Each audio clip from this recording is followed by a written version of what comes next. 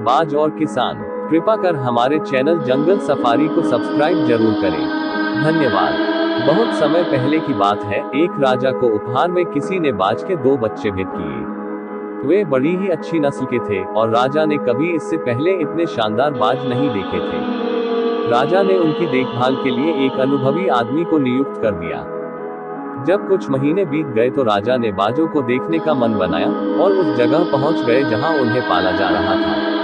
राजा ने देखा कि दोनों बाज काफी बड़े हो चुके थे और अब पहले से भी शानदार लग रहे थे। राजा ने बाजों की देखभाल कर रहे आदमी से कहा, मैं इनकी उड़ान देखना चाहता हूँ, तुम इन्हें उड़ने का इशारा करो। उद्धरण चिन्ह। आदमी ने ऐसा ही किया।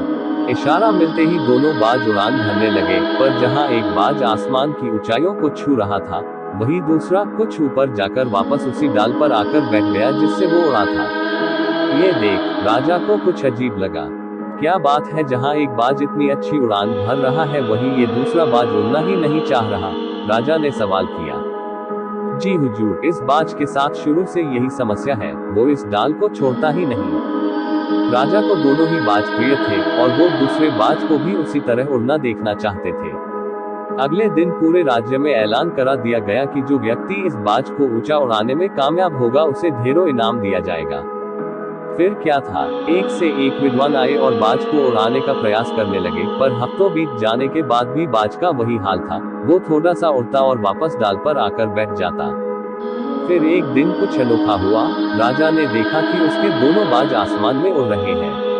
उन्हें अपनी आंखों पर यकीन नहीं हुआ और उन्होंने तुरंत उस व्यक्ति का पता लगाने को कहा जिसने ये कारनामा कर दिखाया था। वो व्यक्ति एक किसान था। अगले दिन वह दरबार में हाजिर हुआ। उसे इनाम में स्वर्ण मुद्राएं भेंट करने के बाद राजा ने कहा, मैं तुमसे बहुत प्रसन्न हूँ, बस तुम इतना बताओ कि जो काम बड़े बड़े विद्वान नहीं कर पाए वो तुमने कैसे कर दिखाया।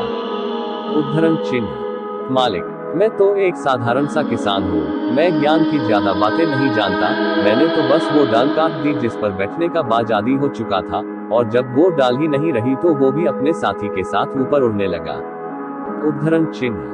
दोस्तों, हम सभी ऊंचा उड़ने के लिए ही बने हैं, लेकिन कई बार हम जो कर रहे होते हैं उसके इतने आदी हो जाते हैं कि अपनी ऊंची उड़ान भरने की, कुछ बड़ा करने की काबिलियत को भूल जाते हैं। यदि आप भी सालों से किसी ऐसे ही काम में लगे हैं जो आपके सही पोटेंशियल के मुताबिक नहीं है, तो एक बार जरूर सोचिए कि कहीं आपको भी उस डाल को काटने की जरूरत तो नहीं जिस पर आप बैठे हुए हैं।